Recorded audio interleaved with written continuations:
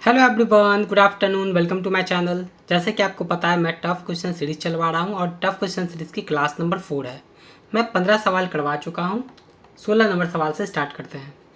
Question कह रहा है contractor deployed some men to plant 2000 trees in a certain number of days. एक contractor, एक ठेकेदार है, कुछ आदमी को बुलाता है और कहता है कि 2000 प्लांट्स हमको लगा देने हैं, ठीक है, but in 2/5 of the plant time. लेकिन जितने समय में लगाने के लिए बोलता है उसके 2/5 हिस्से में 120 प्लांट्स कम लग पाते हैं। So to fulfil the target for the rest of the days every day 20 more plants were planted. Target को फुलफिल करने के लिए 20 प्लांट डेली एक्स्ट्रा लगाए जाने लगे। दस इट से 1 day out of the initial plant number of days. तो जितना दिन शुरुआत में लग रहा था उससे एक दिन कम में ही पूरे के पूरे प्लांट्स लग गए। आपसे पूछा how many plant to plant each day initially. तो शुरुआत में डेली कितने प्लांट्स लगाए जा रहे थे, आपसे ये पूछा है, ठीक है भाई। चलिए कैसे करेंगे इस सवाल को, ध्यान से सुनो। पहले तो हम इस सवाल को ऑप्शन से करेंगे। देखो कैसे, हमको 2000 प्लांट्स लगाने हैं। अगर 2000 प्लांट्स लगाने हैं, ठीक है, हमसे पूछा है कि डेली कितना प्लांट्स लगाया जा रहा है, तो मैं वो ऑप्शन चुनूंगा जिसमें डेसिबल का झंझट ना रहे, हमको टोटल डेज पता चल जाए आसानी से। तो 2000 को मैं 120 से भाग दूंगा तो डेसिमल में आएगा, क्योंकि 120 में 3 है, 72 में भी 3 है और 110 में 11 है। तो मैं ये तीनों ऑप्शन को पहले चेक नहीं करूंगा। मैं ये नहीं कह रहा कि ऑप्शन नहीं हो सकते, हो सकते, लेकिन इसको मैं पहले चेक नहीं करूंगा, मैं सबसे पहले इसको चेक करूंगा। मान लेते हैं कि 100 प्लांट डेली लग रहे थे, तो मैं 2000 को 100 से डिवाइड दूंगा तो हमको पता चलेगा कि ठेकेदार ने बोला था कि 20 दिन में टोटल प्लांट्स लग जाने चाहिए। 20 के 2/5 हिस्से में। अब मैं कंडीशन को देखता हूँ कि मैच कर रहा है कि नहीं। अगर मैच कर गया तो ये ऑप्शन सही हो जाएगा। तो 5 चुके 20, 50, 8 दिन, 8 दिन। तो 8 दिन में 100 के हिसाब से 800 प्लांट्स लग जाने चाहिए थे, लेकिन 120 प्लांट्स कम लगे हैं। अगर 800 प्लांट्स लग जाते तो 1200 प्लांट्स और लगाने रहते, लेकिन 120 प्लांट्स कम लगा तो 120 प्लांट्स को और लगाना पड़ेगा ना, यानी कि 1320 प्लांट्स अभी लगाने हैं। अब इस टारगेट को पूरा करने के लिए 20 प्लांट्स डेली ज़्यादा लगाए जाने लगे। तो बताओ, 100 प्लांट्स डेली लगाए जा रहे थे, 20 प्लांट्स बढ़ाकर लगाएगा तो 120 प्लांट्स डेली लगाएगा, ठीक है। और इस तरह से एक दिन कम लगते हैं। तो बताओ, 20 दिन टोटल था, एक दिन कम लगेगा तो 19 दिन, और 19 दिन में 8 दिन तो यूज हो चुके, बचाए 11 दिन। तो 120 गुना 11 करेंगे तो देखो 1320 आ रहा है, सेटिस्फाइड है। 1320 प्लांट्स जो बचा हुआ है लगाने के लिए वो लग जाएगा, यानी कि 100 प्लांट डेली लगा रहा होगा, ये सेटिस्फाई कर गया। तो ये तो मैंने ऑप्शन से आपको बताया, ऑप्शन से, ठीक है भाई, क्लियर है। चलिए हम इसको बेसिक से कैसे करेंगे मैं आपको बेसिक से भी बताता हूँ, ठीक है, बेसिक से ही बताता हूँ मैं। 2000 प्लांट्स डेली, 2000 प्लांट्स लगाने हैं, 2000 प्लांट्स लगाने हैं। हम मान लेते हैं कि टोटल डेज डी लगा है, हम मान लेते हैं टोटल डेज डी लगा है, डी। तो अगर मैं टोटल डेज को डी मानूंगा तो मैं इसको डी से डिवाइड करूंगा, तुमको पता चलेगा कि एक दिन में कितना प्लांट्स लग रहा है, 2000 बटा डी, 2000 बटा डी। तो बताओ 2000 बटा डी डेली लग रहा है, डेली, ये डेली लग रहा है। तो टोटल डेज के 2/5 हिस्से में, टोटल डेज का 2/5 हिस्से में कितना प्लांट्स लगेगा। तो देखोगे डी से डी कट गया, 5 चौके 20, यानी कि 400 गुना 2 800 लगेगा, 800 लगेगा, 800 लगेगा, 800 लग जाता, 1200 बचता। लेकिन 1200 नहीं बचा, 1200 में 120 और जोड़ेंगे क्योंकि 120 प्लांट्स कम लगा है। तो 1200 प्लांट्स तो बचा ही है, साथ ही साथ 120 प्लांट्स लगने की वजह से ये भी बचा, यानी कि टोटल 1320 प्लांट्स अभी लगाने हैं। अब ये 1320 प्लांट्स लगाने के लिए क्या कर रहा है, 20 प्लांट डेली ज़्यादा लगा रहा है। मतलब कि पहले तो 2000 बटा डी प्लांट्स लगा रहा था, अब 20 प्लांट ज़्यादा लगा रहा है तो प्लस 20 कर देंगे। अब इतने प्लांट डेली लग रहे हैं, बस ये पता कर लेते हैं कि कितने दिन तक लगेंगे। डी टोटल डेज था, जब 20 प्लांट ज़्यादा लगाने लग गया तो टोटल डी से एक दिन कम लगा। अब इतना दिन है टोटल टाइम, हमको पता चलेगा कितना दिन में टोटल लग चुका है, ठीक है, क्लियर। 2/5 हिस्सा तो हम यूज कर चुके हैं समय का, तो समय का 2/5 हिस्सा यूज कर चुके हैं, तो बचा हुआ रिमेनिंग टाइम कितना आ जाएगा, 5D में से 2D आएगा, 3D/5 - 1, यानी कि 2000 बटा D plus 20 plants 3D/5 - 1 day तक लगेंगे, और इतना दिन तक करके काम 1320 प्लांट्स लोग लगा लेंगे, ठीक है। अब इसको सोल्व करोगे, क्वाड्रेटिक इक्वेशन बनेगा, यहाँ से डी की वैल्यू आएगी, ठीक है, कर लोगे आप इसको। अब ये था इसका बेसिक, ठीक है ना। चलिए हाँ, इसे बेसिक से मैं डिस नहीं करूँगा, टाइम बहुत ज़्यादा लगेगा, आप देख सकते हो, ठीक है ना। नेक्स्ट देखते हैं क्वेश्चन नंबर 17। क्वेश्चन 17 क्या कह रहा है, एक सेकंड भाई, क्या हो गया। चलिए क्वेश्चन 17, क्वेश्चन 17 कह रहा है two alloys of iron have different ratio of iron in them. ठीक है, कह रहा है कि दो एलॉय है आयरन का, उसमें आयरन का रेशियो डिफरेंट है। मतलब कि दो एलॉय है आयरन का, उसमें आयरन की क्वांटिटी सेम नहीं है, अलग अलग मिलेगी। The first one weight 6 kg, मतलब कि दो एलॉय मान लेते हैं कि ये पहला एलॉय और ये दूसरा एलॉय। पहला एलॉय 6 kg का है, दूसरा एलॉय सेकेंड वेट 12 kg, दूसरा एलॉय 12 kg का है। One piece each of equal weight was cut off from both the alloy. बताओ, दोनों से इक्वल पीस कट किया जा रहा है। देखो मैंने दोनों से इक्वल पीस कट कर लिया।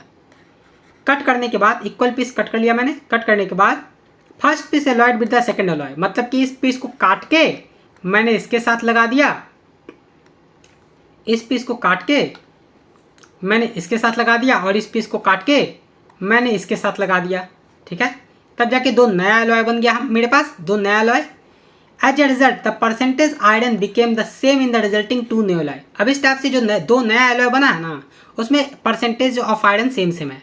हमसे पूछा what was the weight of each cut piece, मतलब जो कट किया है हमने पीसेस, मान लो x kg का मैंने कट किया, यही x की वैल्यू निकालनी है। ठीक है, क्योंकि इक्वल पीस कट किया, दोनों x kg का है। ठीक है ना, हमको x निकालना है।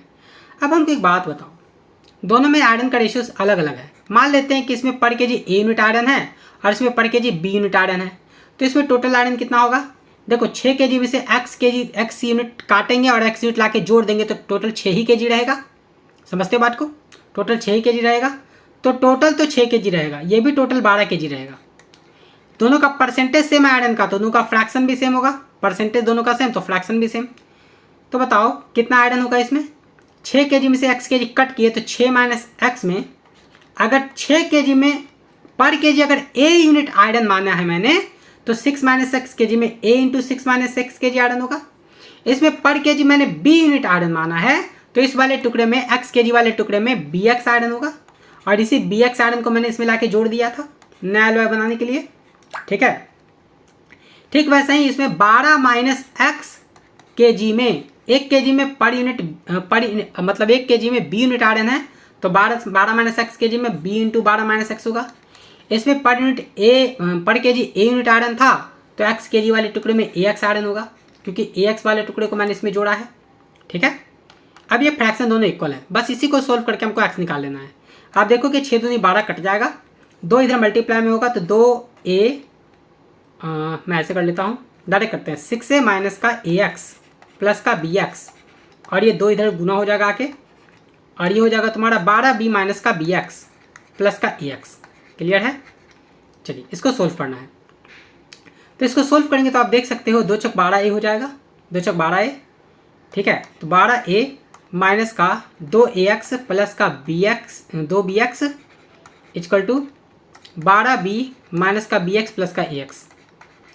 ठीक है, आप डायरेक्ट कर सकते हो, देखोगे कि माइनस 2x इधर आएगा तो प्लस का 3x हो जाएगा। मैं यहाँ पे कर देता हूँ। ठीक है, 12a और 12b इधर आएगा माइनस का 12b, मैं 12 कॉमन ले लेता हूँ तो अंदर में बचेगा a minus B equal to, इधर ax है, इधर माइनस का 2x, इधर 3x होगा, इधर माइनस का bx है, और इधर 2bx माइनस में इधर आएगा, माइनस का 2bx, तो माइनस का 2bx माइनस का bx माइनस का 3bx, यानी कहने का मतलब मैं 3x अगर कॉमन लूँ तो बता इधर बचेगा क्या? इधर बचेगा a और इधर बचेगा b।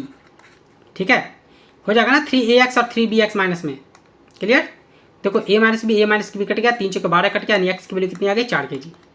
x की वैल्यू आ गई 4 kg। सिंपल है, कर लोगे। ठीक है ना?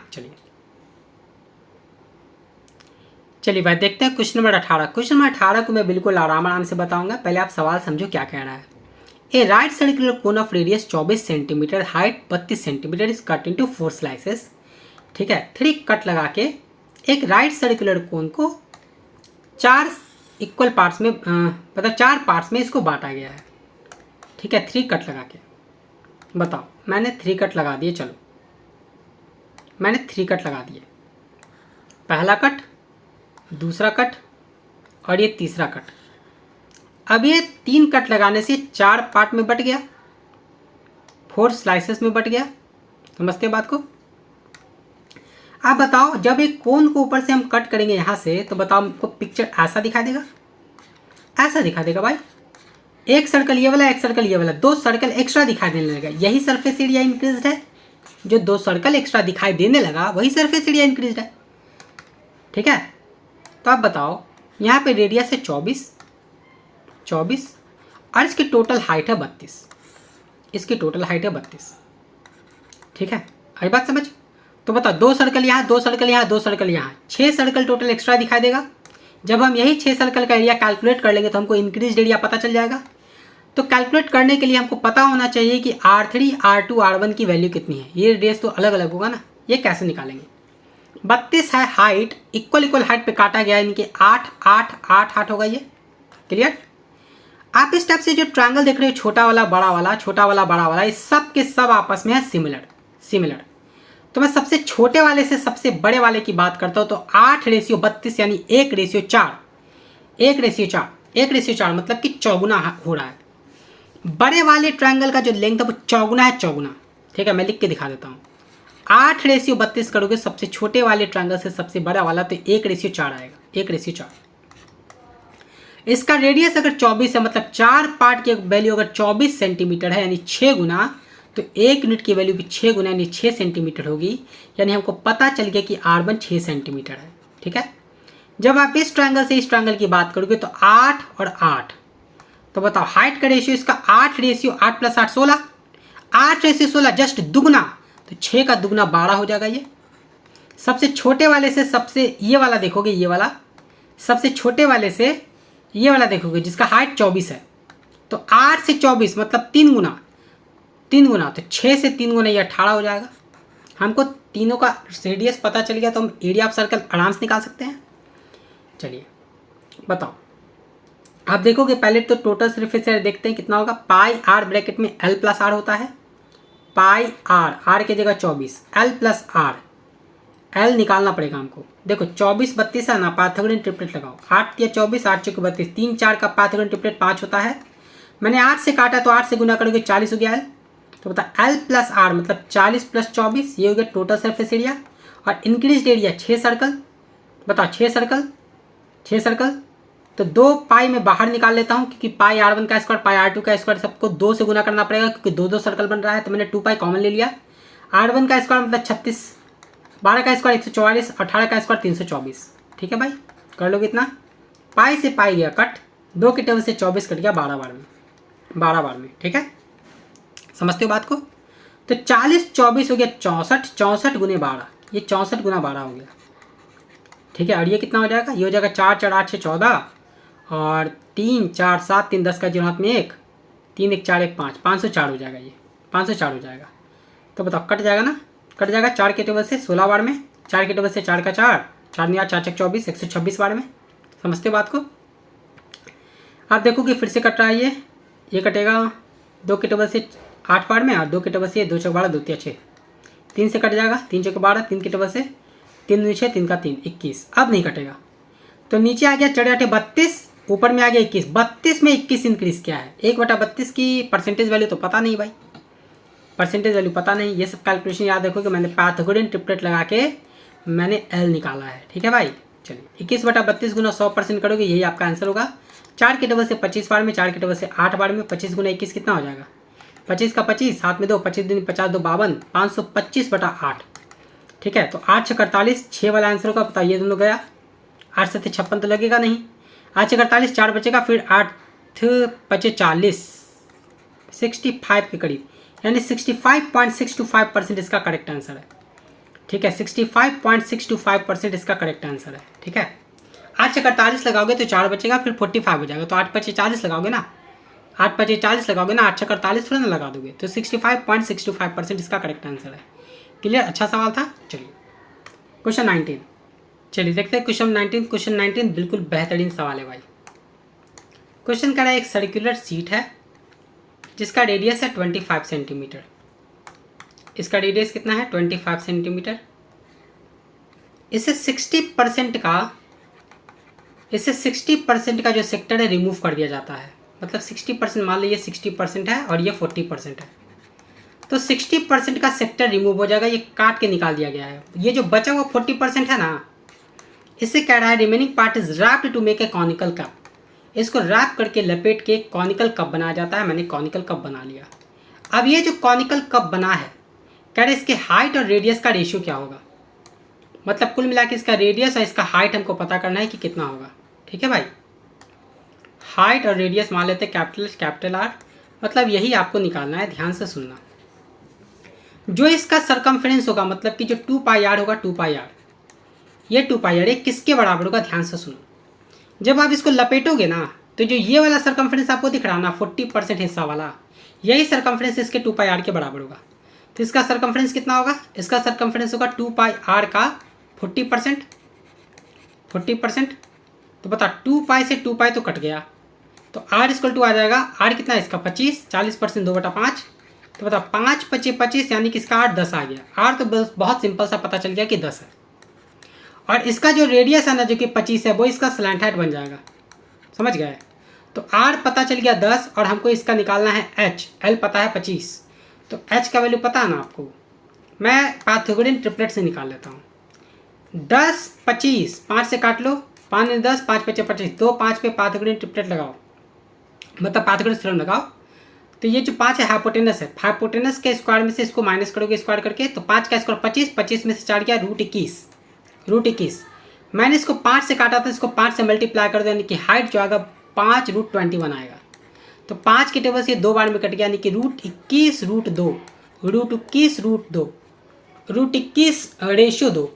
रेशियो 2 इसका करेक्ट आंसर है डी ऑप्शन।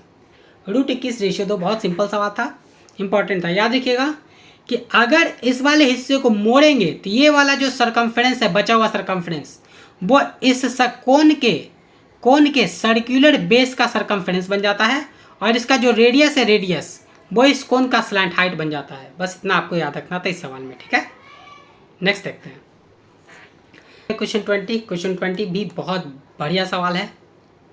कह रहा है the base radius and slant height of A conical vessel. एक कॉनिकल वेसल है, चलिए मैंने एक कॉनिकल वेसल ले लिया, और ये कॉनिकल वेसल में जिसका रेडियस दिया हुआ है 3 सेंटीमीटर, हाइट दिया हुआ है 6 centimetre. Radius 3 centimetre, height 6 centimetre. ठीक है भाई, चलिए इसका रेडियस हमको दिया हुआ है और इसका हाइट भी हमको पता है। ठीक है, यह 3 यह 6। Find the volume of sufficient water in the vessel such that a sphere of radius 1 centimeter is placed into its water. Just immerse it. मतलब कि हमको इसमें कितना पानी डालना चाहिए ताकि अगर 1 सेंटीमीटर का स्फीयर मैं इसके अंदर रखूँ तो वो पूरे तरीके से डूब जाए। अगर इसको पूरी तरीके से डुबाना है तो हमको पानी किस लेवल तक चाहिए, हमको पानी कुल मिला के इस लेवल तक चाहिए, तब जाके पूरा डूबेगा। जाहिर सी बात है भाई, इस लेवल तक चाहिए हमको पानी। अगर इस लेवल तक चाहिए तो आप देखोगे कि यहाँ पे एक कोन का फॉर्मेशन होगा, यहाँ पे कोन का फॉर्मेशन होगा, छोटे वाले कोन का फॉर्मेशन।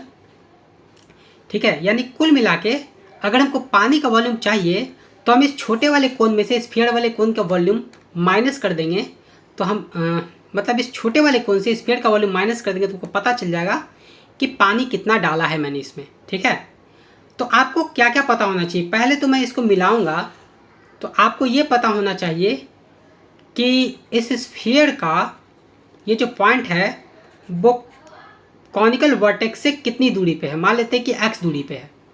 ठीक है, और ये तो 1 है ही, ये तो 1 है ही, यानी कि अगर हमको x पता चल जाएगा, हमको पता चल जाएगा कि जो हाइट है ये कितनी है। ठीक है, ये तो 1 सेंटीमीटर है ही इसका रेडियस, ये 1 सेंटीमीटर है, ये 90 डिग्री का एंगल बनाएगा रेडियस tan के बीच। ठीक है, हम इस एंगल को पहले पता कर लेते हैं, ये वर्टिकल एंगल कितना है। बता कैसे पता करेंगे, हमको 3 पता है, इसका हाइट पता है 6, हम इसमें साइन थीटा लगा लेते हैं। साइन थीटा इक्वल टू हो जाएगा, मैं यहाँ लिख देता हूँ भाई, साइन थीटा हो जाएगा p/h।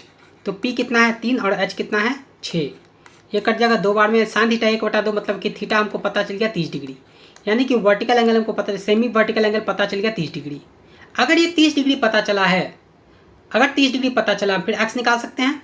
अब कैसे x निकालेंगे, देखो ये 1 है, ये ट्रायंगल देख रहे हो, ये ट्रायंगल देख रहे हो आप, छोटा सा ये ट्रायंगल देख रहे हो, इस ट्रायंगल में हम लगा देते हैं 30 के सामने 1 परपेंडिकुलर पता है, 90 के सामने हाइपोटेनस x पता है, p/h लगा देते हैं। तो साइन 30 1/2 इक्वल टू 1/x हो जाएगा। तो x की वैल्यू यहाँ से 2 पता लग गई, हमको x की वैल्यू सिंपल सा पता लग गया कि 2 है। अब x की वैल्यू 2, ये वैल्यू 1, यानी कि टोटल 3 हाइट तक हमको वाटर चाहिए। और यहाँ पे एक कोन बनेगा जिसकी हाइट 3 होगी, लेकिन रेडियस इसका नहीं पता कि ये रेडियस कितना है, स्मॉल r कितना है, ये हमको निकालना है पहले। तो ठीक है, कैसे निकालेंगे? अब देखो, ये हमको पूरा हाइट पता 3 है, ये आर पता है और हमको 30 पता है, ठीक है, और ये 90 डिग्री है इस बार, ये इस बार 90 डिग्री है। तो 30 के सामने आर परपेंडिकुलर और 90 के एडजेसेंट ये वाला बेस, तो साइन 30 फिर से लगाओ। Sine 30 equal to perpendicular R, sine 30 नहीं लगाएंगे क्योंकि हमको बेस और परपेंडिकुलर पता है ना, तो हम tan 30 लगा देते हैं। tan 30 equal to perpendicular R और बेस कितना 3, tan 30 कितना होता है 1/√3, तो 1/√3 इक्वल टू आर बटा 3, तो बता √3 से 3 √3 टाइम में कट जाएगा क्योंकि 3 का मतलब होता है √3 गुना √3, तो आर की वैल्यू सिंपल सा √3 आ गई, यानी कि इसका रेडियस बड़े वाले कोन का 3 था, तो इसका रेडियस कितना है √3 है, इसका रेडियस √3 है, ठीक है। चलिए अब हमको पानी का वॉल्यूम निकालना है, तो मैंने आपको साफ साफ बताया कि पानी का वॉल्यूम कैसे निकालेंगे। पानी का वॉल्यूम निकालने के लिए छोटे वाले कोन के वॉल्यूम में से स्फीयर का कोन माइनस, स्फीयर का वॉल्यूम माइनस कर देंगे, तो छोटा वाला cone 1/3 pi R square H, pi R square √3 का स्क्वायर 3, एच कहने का मतलब 3, minus 4/3 pi R cube volume of sphere, pi R cube कहने का मतलब 1 का क्यूब 1, तो आप देख सकते हो कि 3 से 3 कट गया, ये 3 पाई आ गया, तो 3 पाई में से 4π/3 घटाना है, तो बताओ 3 एलसीएम लेंगे तो 3 3 9 पाई में से 4 पाई जाएगा, तो 5 पाई बटा 3 आ जाएगा, कितना आ जाएगा ये 5 पाई बटा 3, तो 5 पाई बटा 3 यानी कि बी ऑप्शन इसका करेक्ट है, इतना पानी भरना पड़ेगा। तो बिल्कुल बेहतरीन सवाल था। चलिए मिलते हैं tough question series class number 5 में, बिल्कुल ऐसा ही मैं अच्छे अच्छे क्वेश्चन सेलेक्ट करके करवा दूंगा, ठीक है ना। बस आपको क्वेश्चन देखना है और उसका सॉल्यूशन देख लेना है कि कैसे कैसे होगा, बाकी आप अपना दिमाग लगाइए कि और इसको फास्ट कैसे कर सकते हो, ठीक है, क्लियर। चलिए thank you so much, bye, have a